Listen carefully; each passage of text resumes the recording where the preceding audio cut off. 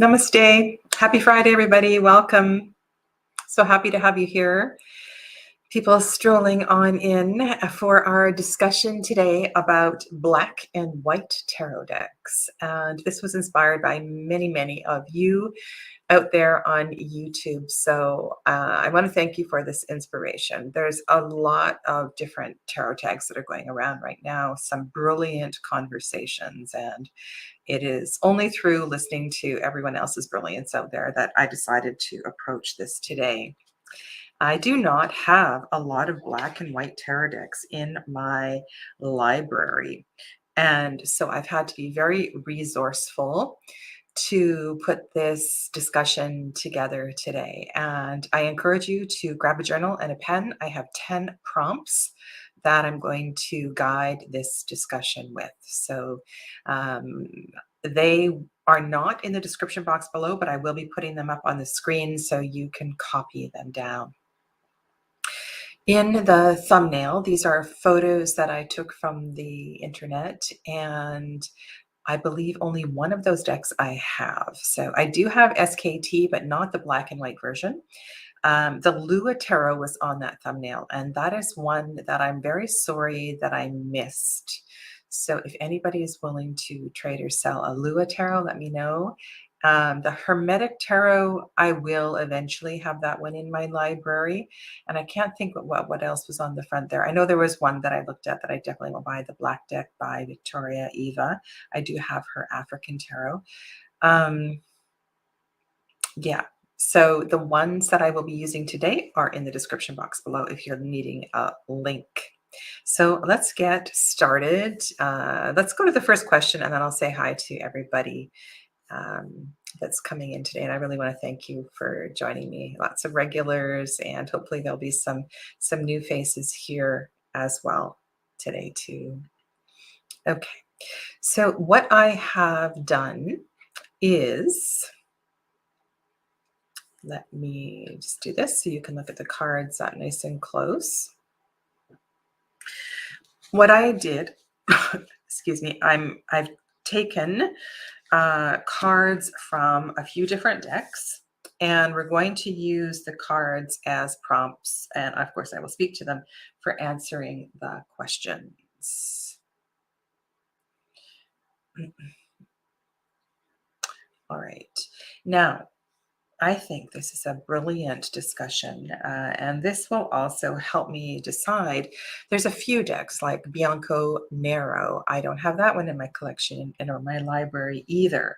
And I am deep into a Thoth-inspired tarot dive, and I have a new series on my channel that I'm doing on Tuesdays. If you're interested in joining, and it's a membership. They are membership videos, and part of, I think, the inspiration primarily for today's discussion has to do with the color. So color is built into the Golden Dawn system. Color was very much a part of the Tarot de Marseille. Color carries meaning. Color was very intentional, the color scales that are part of the Golden Dawn system. And with the absence of color, I think there is many other things that we can talk about. So let's just go to these prompts, and I'll stop rambling. How does the absence of color shift your focus? So what I would like you to do is to look at the cards themselves and contemplate an Empress card, a favorite Empress card, or symbols of the Empress that you would normally look at. And with the absence of color, where does your focus go? Okay, so that's something I'd like you to think about while I say hi to everybody. And yes, Alana, it's been a long time. I see that you are here. So welcome, Lydiane. Grateful that you are here as well too. So welcome from France. And Donna Rian, welcome. Danielle, hi. Lovely to have you here. And Dee, Mira.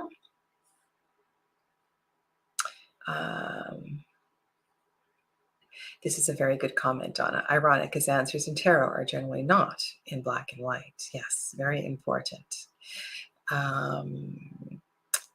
Mimi's Tarot and Gems. Hello to Mimi and Joseph. Welcome to you, Joseph. And who else is here today? Yeah, Alana, it's been forever. I'm really glad that you're here. And I think that's it. Okay. So let's go. Lydiane is the first one that is responding to the question. I look on the landscape and the woman's hair. Okay. So the question was, how does the absence of color shift the focus?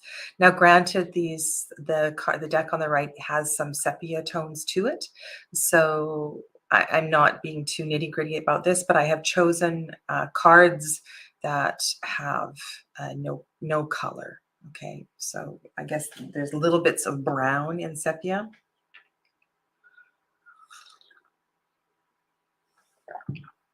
All right. So Danielle, this is exactly what I noticed. Where is your comment? Okay. Me too. There was something about the capturing of the face, the lighting on the face. I don't know what that is, but it's not something I tend to look at in the Empress card. And this is just so tender and beautiful. I'm very, very surprised how the focus, or my focus anyway, shifts from the details to something about the face. Now let's go to Donna's comment. I think these black and white decks require more focus than usual, especially Tarot of the Abyss and its sketchbook style art. Okay, I have another related question to that, so we will look at that. Okay. And so Joseph suggests that they require more focus. They're a little more challenging to read. Okay. All right. Question number 2. Let me shift the cards for you as well, too. Okay. Question number 2. How is intensity portrayed without color? So here we are looking at fire of fire. This is in each of these decks. That is the intention here. So how is it? How do you feel the intensity? Whether the intensity is reflected as strength, power, anger. We don't have red robes. We don't see flames. So where does the intensity come from? Okay, so I think this is a really great question. So Sharon, hi Sharon. So you agree, right? The expression on the faces is really important. And there's something too that I'm wondering about here is that this is not one of my questions, by the way. In black and white decks, does the artwork need to be more precise? Or is there an opportunity for those who draw faces and hands a little more skillfully to shine? I'm wondering about this. Okay. So Donna says expression. So intensity is shown by expression. Mira agrees with, okay, so we're talking about expression. Let's go to D. The extravagant hairstyles in the monochrome full color of the Empress seem to be voluptuous and pregnant. Ooh, let's go back to this. Love this comment, D. Love it. Okay. That's just such a brilliant comment. Okay, let's go back to these fellas here.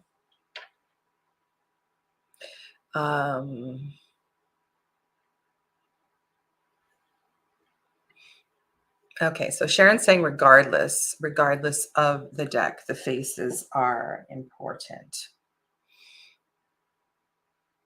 I love faces too. I love hands. I love expressions like that. All right, so Donna says, I am not seeing much intensity on Anna's King. I see it on the Father of Fire card.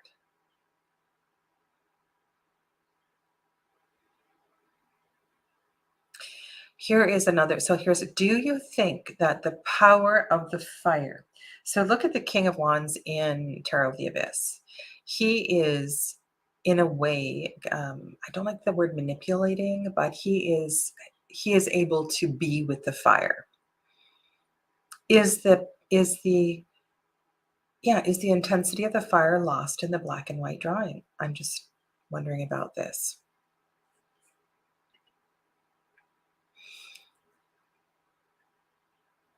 Okay. So the expression on the face, this is about the intensity, the body language, and the surroundings within the image all help to portray the intensity. Okay, so that's from Alana. And then the shadowing also helps with the intensity, says Danielle. Okay. The precision of the posture. Ooh, okay, I like that. The accentuation of feelings, maybe to touch our soul. Mira, without a doubt, D is our word wizard in this group. No, yeah. And then D says a little further down, I love the full stare of the father. The other two are a bit wishy-washy to me.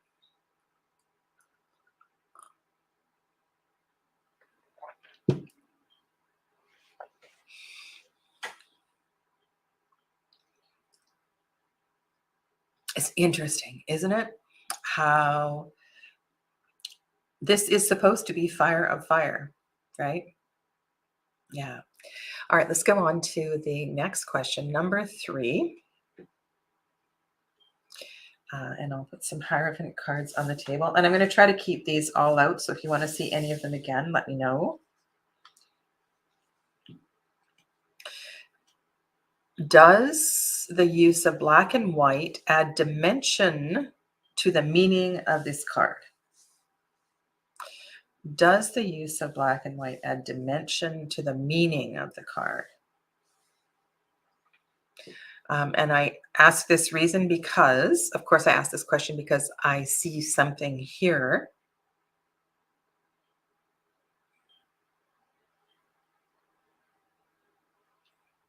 That's an interesting comment. Father is full on fire with utter control. So the fire, so yes. So with what the father has learned to manage the fire. In his shadow, though, of course, he would be overcome by the fire. But you think by the time we get to the master of the suit, that they would learn to manage it more efficiently. Okay. All right. Do you know why I asked this question?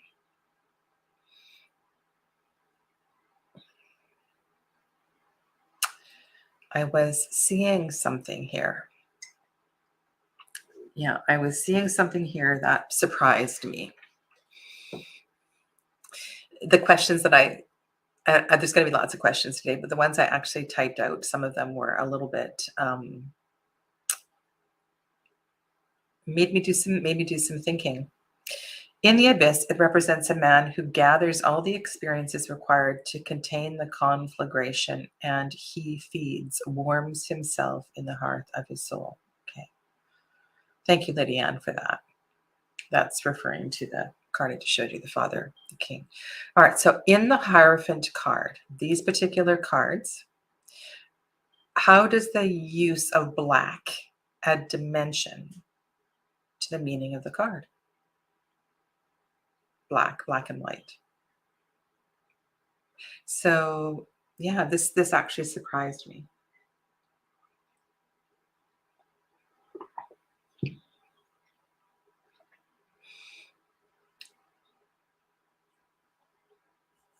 Okay, I'll see if anybody answers my question. Alana says, I find black and white decks or other monotone or monochrome decks when paired with the color version can be very helpful in highlighting some details that get lost in the colors.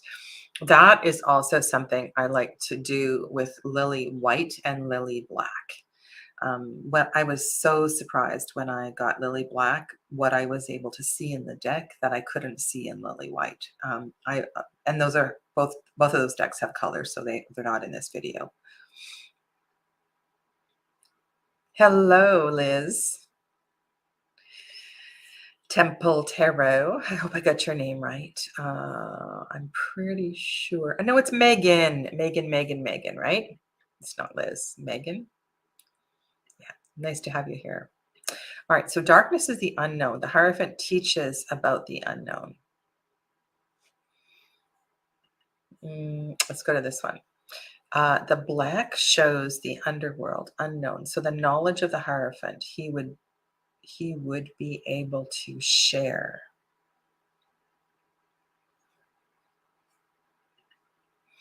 In the abyss, it concentrates the focus on the figures.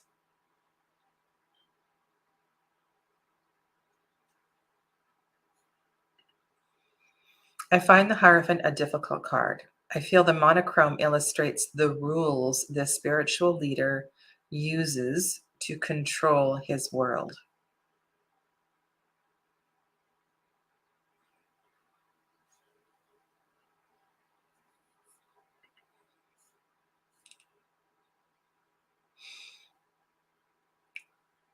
And I have one of James Eads decks on the table, and I'm going to talk about that towards the end of our time together.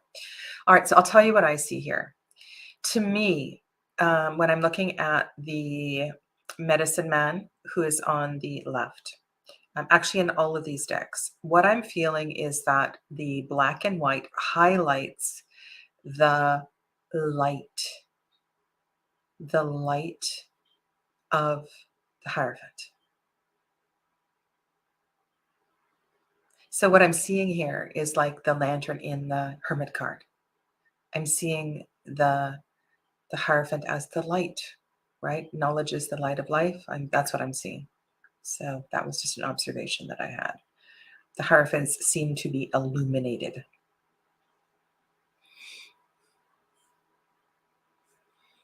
Mm-hmm. This is, and this is such a great question. Because we know in the tarot, it's never black and white. The tarot loves to tell stories.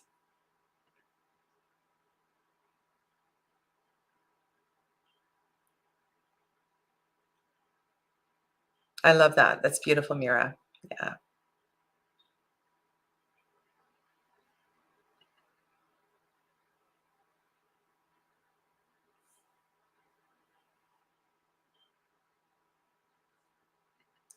Ooh, this is an interesting one. I keep seeing the gap in knowledge in the book card.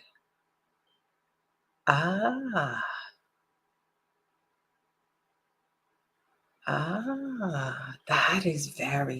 that's really interesting that you see the, what's it called? The negative space. Mm-hmm.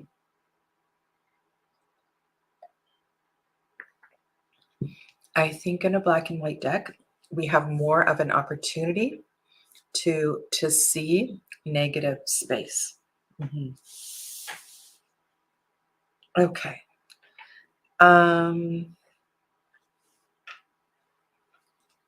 I had another Hierophant. Oh, well.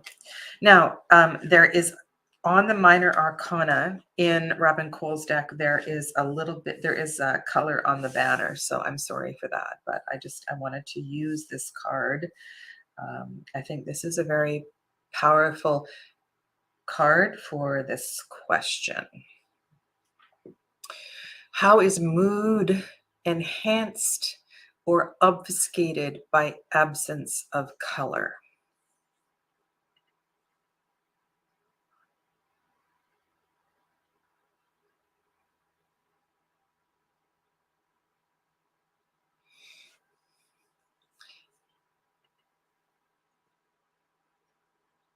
yes, of course, knowledge can be used for, it's used as power, right? It's used for power and control. So in the Six of Cups, the card on the left, we see children perhaps in a water park. In the central card, we see, um, it's very interesting. I'm seeing like a summer lemonade stand, and then we see a poignant memory in the mind of the man on the right. Yeah, darkness. Megan says darkness inspires curiosity. Okay. Last Friday, was it last Friday? I don't know. Maybe it was. Um, I I think it's really interesting to look at black and white because darkness, black, is often associated with evil and bad. And I think this gives us another opportunity to look at what might be revealed through black and white. Mhm. All right. How is mood enhanced or obfuscated by absence of color?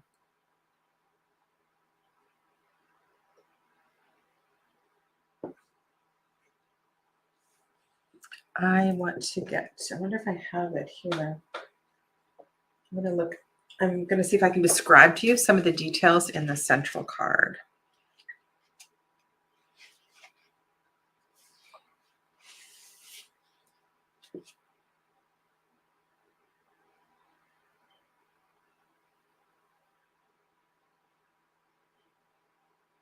Yeah, it's a lemonade. It's a kid's lemonade stand. It's a summer lemonade stand. Lemonade 25 cents. There's lemons in the crate in the center. There is a dried up vase. There's lemonade with ice in a mason jar. Yeah. Okay, let's go to Donna's comment. Put this book down. All these cards seem to focus on the nostalgia, memory aspect of that card. I actually prefer the aspect of innocent giving without agenda.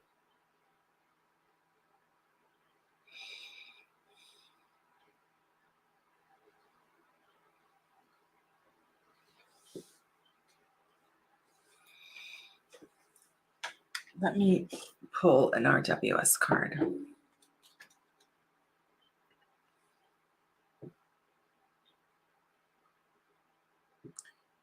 Okay.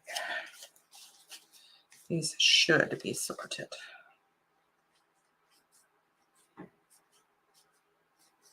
Oh, okay. Yeah, sorry. The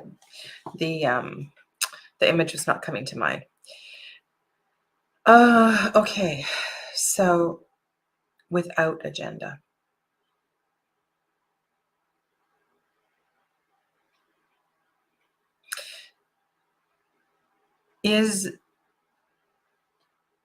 Okay, so that doesn't really answer my question, though. Doesn't really answer my question, Lydiane. The pencil strokes, more or less marked, guide us to the depths of the past.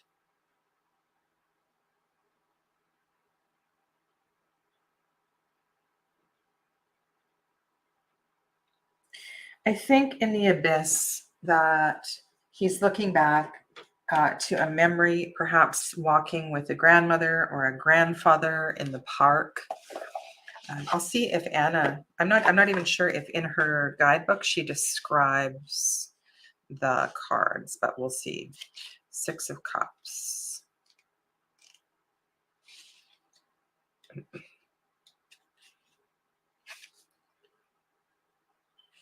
Memories form a large part of who we are, the people we've met and interacted with in the past, our childhood. All of these and more strung together form the picture of who we are as individuals. The Six of Cups is the card of review. We're reviewing things from our past relationships, childhood memories, or a love from the past, but now through a more objective lens. So she doesn't specifically describe it. And there's more, of course. Yeah. I feel that black and white decks are more moody.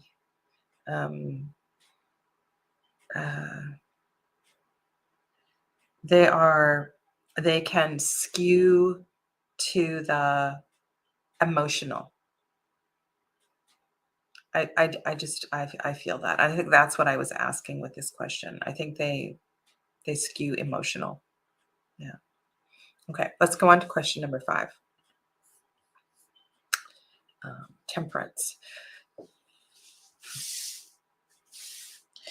All right, so for a card traditionally rich with symbols, how does the creator achieve depth of meaning without color?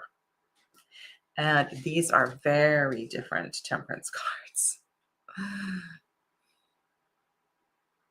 And I really had to sit with this one for a moment to think about where we were seeing the fire in that card.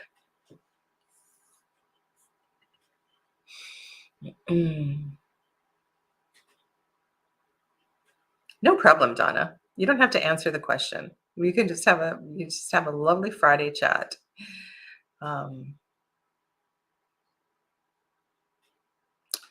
Even the children playing seem to be loomed over by sky heavy.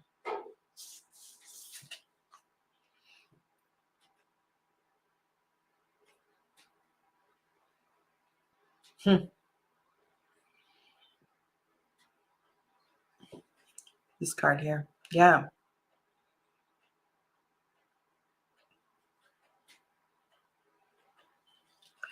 Okay. Depending on the artist and the premise of the deck, the shadows could signify what is being hidden or suppressed. All right, so let's move on. So Donna offers this. Is the last card earth and water rather than fire and water? Yes, but I want to offer something. If you look at a temperance card, and so I was looking closely at Crowley's card. I was also looking at, I wonder if I can find Robin Scott's card quickly. In a lot of the temperance cards, the role of fire and water is reversed. So I know you all weren't a part of this discussion. So this is Robin Scott's art card. Up here, she has the do not walk and the walk sign. The hand is red, the walk is blue. And this is reflected in a lot of reversals in many temperance cards. And what really struck me was that walking is action. Walking is a fiery activity. It's movement, and yet it is blue or green, right? And the hand, which is in action, is red. And I just found that really interesting how the color associations are reversed for inaction and action. And so what I'm picking up on in the card on the right is the power and the fiery nature of water, the ability of water to carve through stone. And then I'm seeing the earth as the chalice. The earth receives the power of the water. So the earth is the cup and the water is the fire. And it's kind of a beautiful contemplation. Now, this particular card on the left, it reminds me a lot of my favorite temperance card in the Marielle Tarot, where we see the fire and the strength, and here we see the masculinity emerging through the goddess. And being kind of at peace, and in a sense of, it's almost like there's a cleansing, there's a purification, or there's a union of the two energies. It's really kind of beautiful. For a card rich with symbols, how does the creator achieve depth of meaning without color? I really like the card on the left and the card on the right. The one in the middle, I'm not so sure about. D. Love the male in the sea, feeling the warmth as he offers the water to the sun for transformation. The water changes into steam.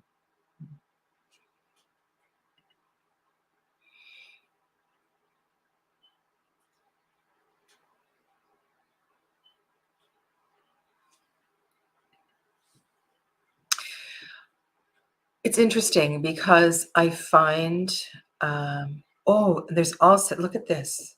It's very interesting. Look how in the card on the left, the shadow that is created from the man in the water is black. So the man is both the man and the shadow, right? The shadow, which is black, which is feminine.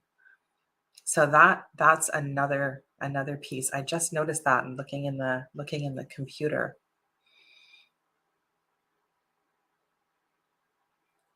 This is a deeply alchemical card of blending. And in the Thoth deck and in many decks, I'm thinking also of textured tarot. So some of the RWS clones as well, you see an androgynous figure.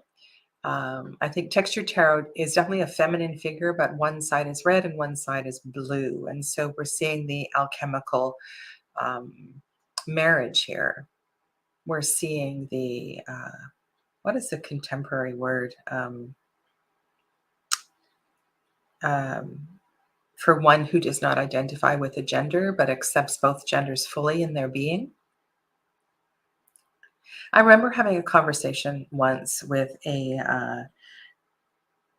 client who was transitioning, and so they were having their breasts removed because they never identified as female, yet they don't identify as male. They were transitioning to a neutral gender. And part of me really had this deep thought that this was something of a very high spiritual nature to not be attached to a particular gender. I haven't seen them in years, and I'd be really curious to see how emotionally and psychologically they're doing at this time. Non-binary. Thank you so much, Donna. My brain is not working. Yeah. Okay. Shall we go on? Sabrina, hello. Welcome to the conversation. All right. Have a lovely weekend, Sharon. Thanks for joining us. All right. So the sun, which is traditionally, right? So this is a card of light. This is a card of day. How are the effects of night and day in a card portrayed without color? And I'll back off the camera for you so you can see all of these cards. Should I put them this way? Moon and sun.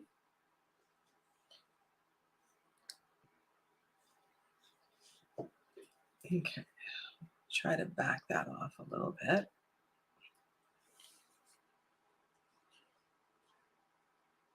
And of course, we've seen night and day in lots of other cards, but certainly night and day are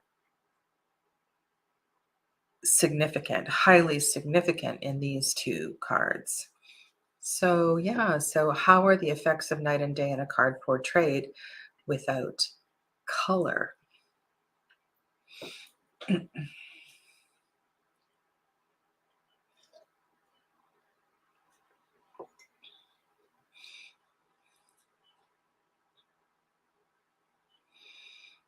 I am so intrigued with Anna's moon card.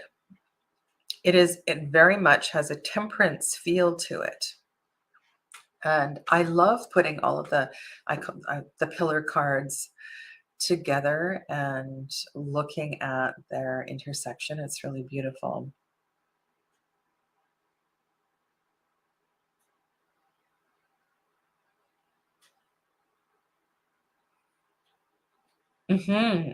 So the card on the far left could be a sun card if we didn't see the title.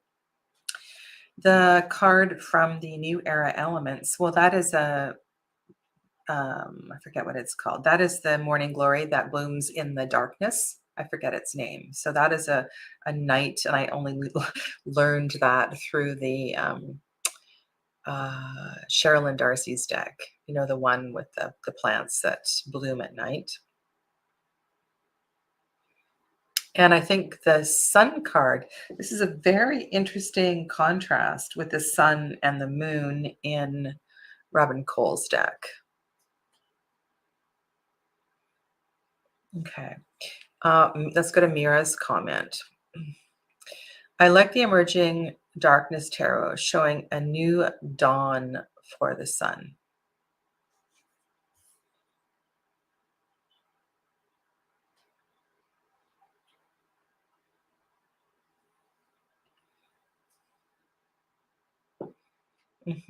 Flowers and vegetation seem to be used to hint at the time of day.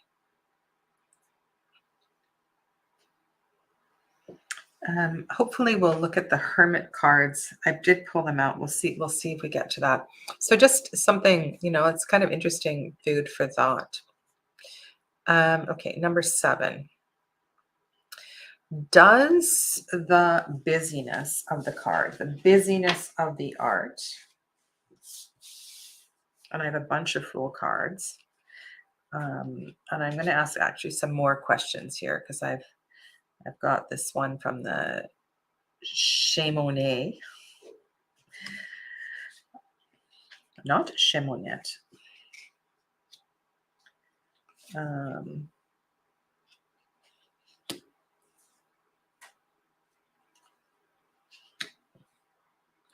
Okay, I think I can zoom back in again a little bit.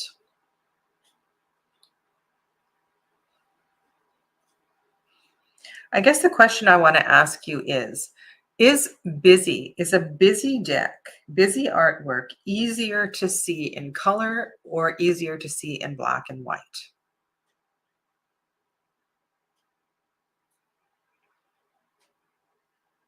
And I don't know if I would consider any of these particularly busy, but to me, there is a busyness in Anna's deck. There's a lot of lines. There's a lot of things to look at. And when I was thinking about other black and white decks that I really would love to work with, perhaps the Hermetic Tarot, which is so busy. And I know SKT, I have the newest version, the Revelation version, but I was looking at some of the cards in the SKT and thinking, wow, how am I ever going to pick out all these symbols? So Alana says, it depends. What do you think? Now, this is very interesting. In this particular deck, this is the only black and white card. And the deck creator has chosen to make a statement with the black and white card. And we'll talk about that in terms of another deck as well, too. So I'm kind of asking another question here. There are certain cards that some deck creators choose to emphasize with absence of color.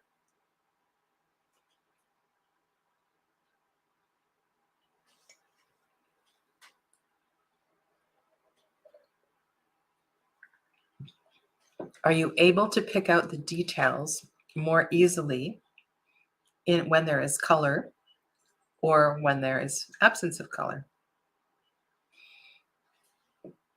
And if this card were colored, would you be able to see more clearly what is going on around behind the egg? And if this were colored, would you be able to see the details more clearly on the landscape, on the mountain?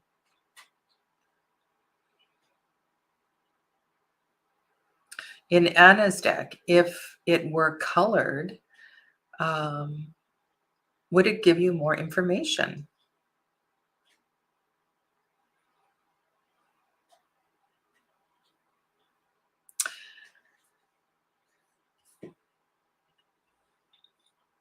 That will be an interesting project, Mira. Mm-hmm. Okay. Here is another, I think this is a great question, especially when there are triggering cards in a particular deck. Does the absence of color make a deck more or less triggering?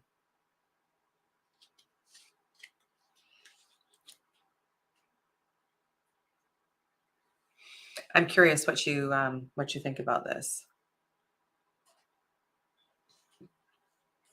I think this is a loaded question. Okay, let's go to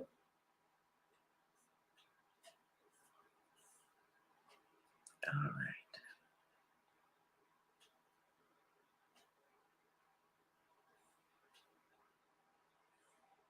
Okay, thanks for this, Donna. I appreciate it. I find it really interesting that Benabel went from a black and white deck to a sepia deck to a lightly colored deck. And I wonder if there were a fourth version of SKT, if it would be a more saturated color. It's yeah.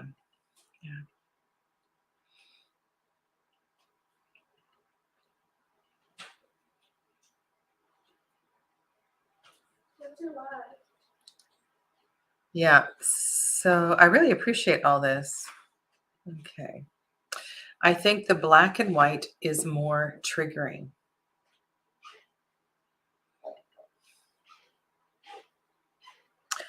Why would the black and white be more triggering than the colored? I think this is an important question, something to think about. And one thing that's coming to mind for me is that we are so used to watching television, watching movies. We're so used to the shocking images we see on the news and so forth.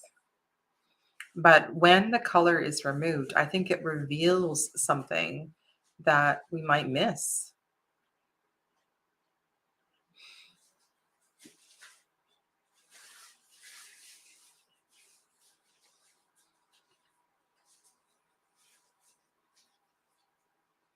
Okay. All right. So thank you. I appreciate your responses. And these are not all rhetorical questions. I'm honestly curious about this. The starkness of the detail makes one focus on what's happening because when you see colors you like, okay. I get that, Donna.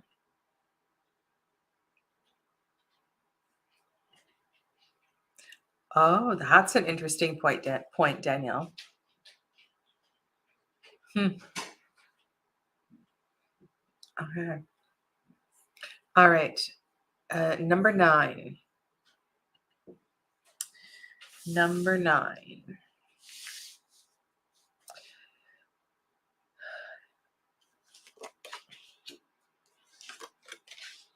What would you say is the power of grayscale? I'll show you 2 sets of cards rather than fiddling with the camera. What is the power of grayscale? If you were to create a tarot deck, what would be your purpose for choosing a monochrome or a black and white deck? So there's 3 judgment cards, and then here's 3 different death cards. What is the power, in your opinion, what is the power of grayscale?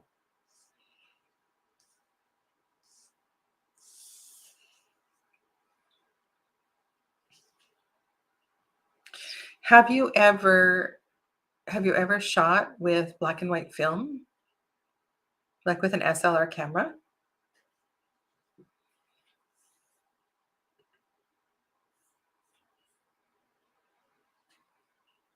Oh, you're going to take that on too, are you, Danielle?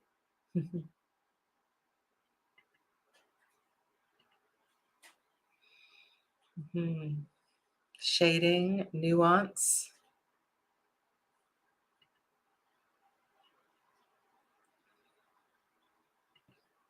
Yeah, I think, Danielle, you're onto something there. That it allows your imagination to fill in the color, to imagine the color. Yeah, I think this is a similar reason why certain deck creators choose not to write an extensive guidebook.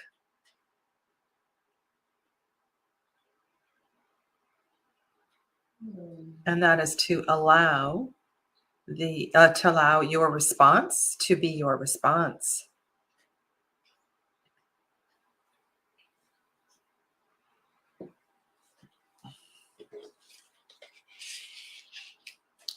And remember as well too that um, death and life can also represent light and dark too. Funny, when I look at these black and white decks, my imagination isn't seeing color at all.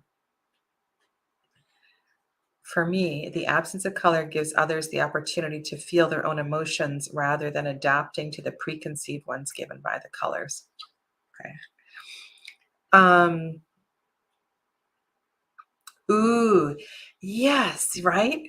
Okay, so here's or when when you read a book and you have every scene, especially if it's a favorite book, and you imagine the scenes and the details of the scenes and the colors and what the characters look like. It's kind of like that as well too. That it's a very different experience. And so it gives you an opportunity. And remember that color also has a frequency. It can be monitored with hertz. And so what you are feeling has a vibrational frequency. It's measurable. So what this person asked in the comments was, if so the Golden Dawn prescribes the colors of certain cards, and colors represent certain things. Does that detract from your experience, your own experience, tapping into universal consciousness? Is it too prescriptive having the color scales prescribed? So that the question was something like that. So it's something that I've definitely been thinking about.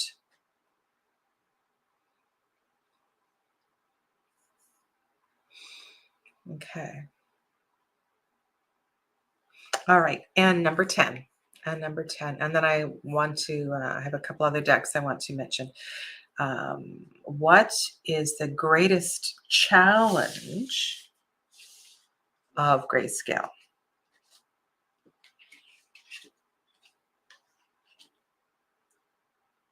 No, that's not what I want. I want this one, Hermits. Got a couple of cards I'll show you. What would you say is the greatest challenge of grayscale?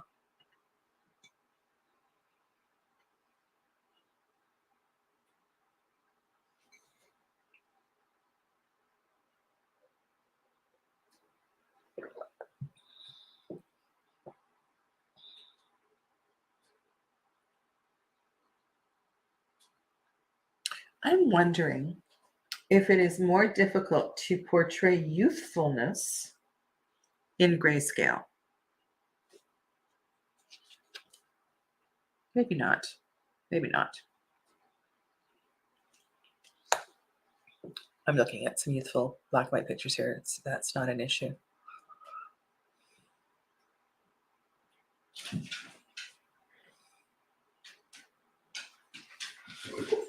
One thing for sure, when there is an abundance of, so this is very mundane thing.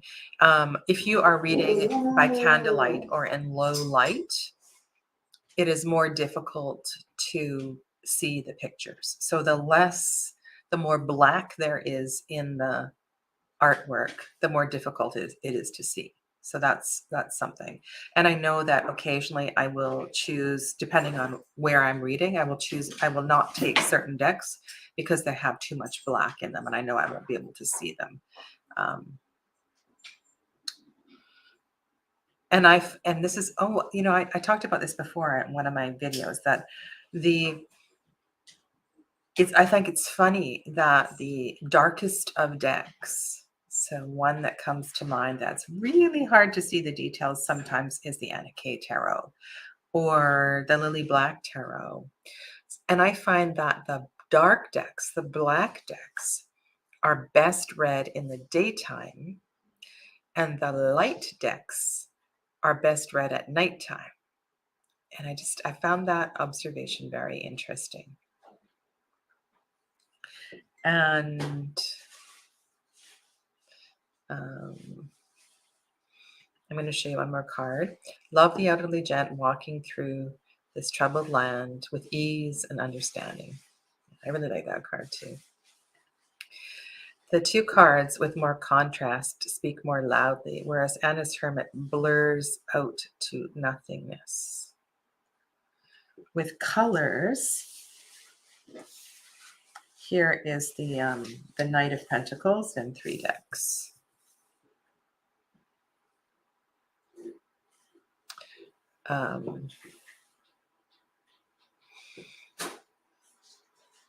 With colors, we all have our own feelings we associate with each one. So seeing colors gives us an already pre-thought to our feelings. Yeah, that makes sense, Alana. We all have our favorite colors. We all have colors.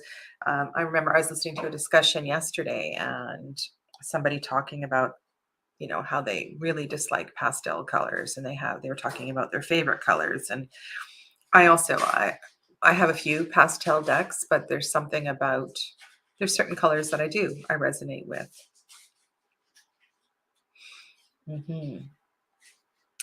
All right. So the deck in the center is the Full Arcos Tarot. And in this particular deck, which I will be doing a deep dive of, I did put up an announcement about that. I think there's going to be there's already a thumbnail up for it towards the end of December. In this deck, we have 3 black and white cards in each suit. No, 2.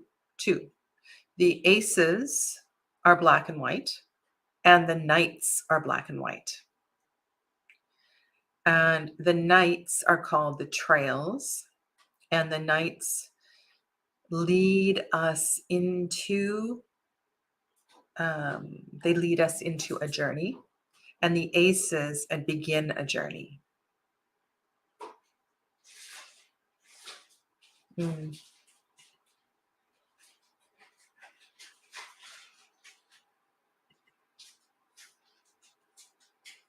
These are all great Great comments. Okay. So one of the things that I have been gravitating towards is more simplicity in decks. And this deck that was gifted to me recently, which is the Tarot Ramour au Étrange, Tarot of the Strange Branches, has minimal color in it. And these are 3 of the cards from that deck that have, I want to say, the least color. There's greens and reds and oranges and so forth. And there's something about decks with, it's like less is more. Less is more. And I was looking at a few of the decks that were in my basket. Yesterday I was at the store doing readings, and like this deck has minimal color. And I just did a walkthrough of this one. It's really a limited palette of color. One of the things that I love about the Yonasa Yaus is the limited color palette. And so for me personally, I think my preference has to do with, when I think of something like, and granted it's a collage deck, but something like the Voyager Tarot, or I don't know, like when there's just so much going on, I find it really difficult, and there's something to the simplicity. And so perhaps all those 3 decks that I just shared with you, not only are there fewer colors, but there's less going on in each of the cards. And I've really sort of gravitated to more pippish decks for sure. It's just a preference that I've gravitated towards, and I've either put away or released decks that are really, really busy and don't seem to be working with them too much. Now, that is not true of the Philarkos Tarot. And there's a lot of detail. There's a lot that's going on. And so this is going to be a bit of a stretch for me going into this deep dive. Because there's a lot of details in these cards. And, I have gone back to working with Anna's Tarot of the Abyss, using it quite a bit these days, and finding a new level of comfort with it for the most part. Some of the cards, not so much, but it's been really good. Yeah. So, color. I thought I would pull a card. For us. Oh, I said I was going to mention Prisma Visions, Light Visions. I'm not sure which one this is.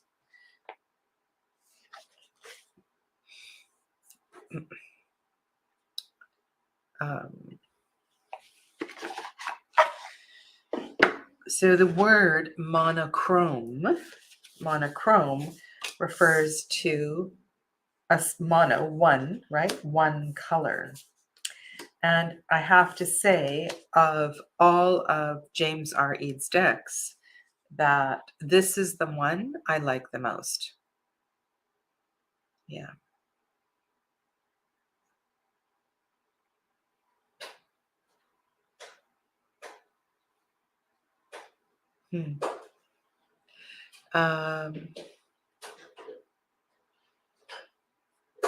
Oh, I didn't have the other chat open. Thank you all for keeping up with the chat. I didn't even have that window open. What would I do without you? Okay, so I'm going to pull a card from a deck that I picked up.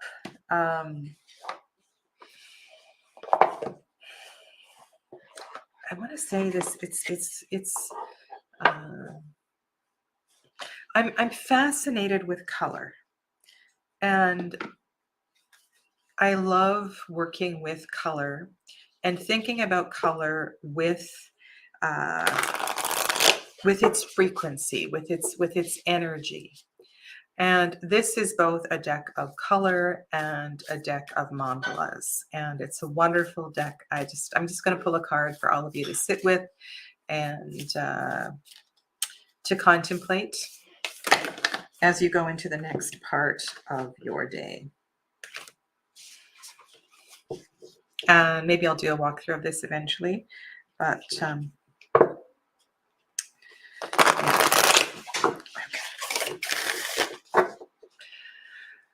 All right.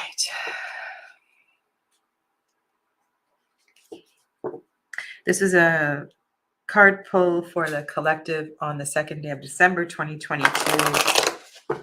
May this card inspire, support, and lead you into contemplation for the next couple hours of this day.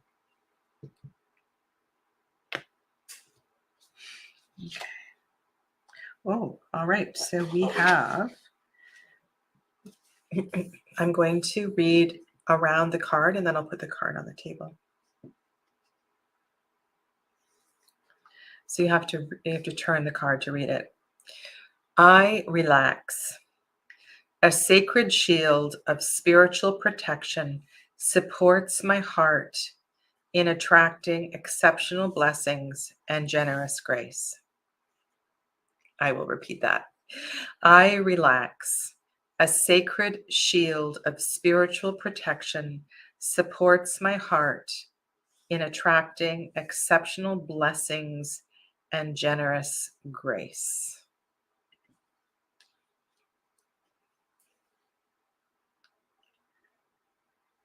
These would be amazing cards to path work with. One of the things that I have done with mandala work is so you sit, I sit on my yoga cushion, put the mandala on the wall and breathe and focus on the very center. So sometimes what you have to do is take a pencil, just very lightly take a pencil, and you can put a little dot, but you want to focus right here and keep your eye focused right there. And then what happens is that the mandala will come alive. It will become a three-dimensional experience. This is such a trippy thing to do. I don't know if any of you ever practiced this. Love, love, love this work.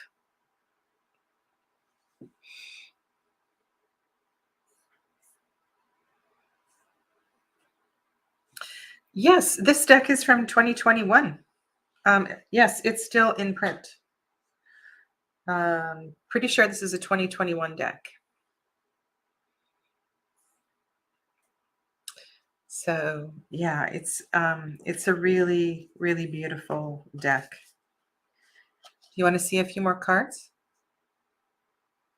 So this is your card for today. Okay, so I'll just show you a couple of the cards. They're really, really beautiful.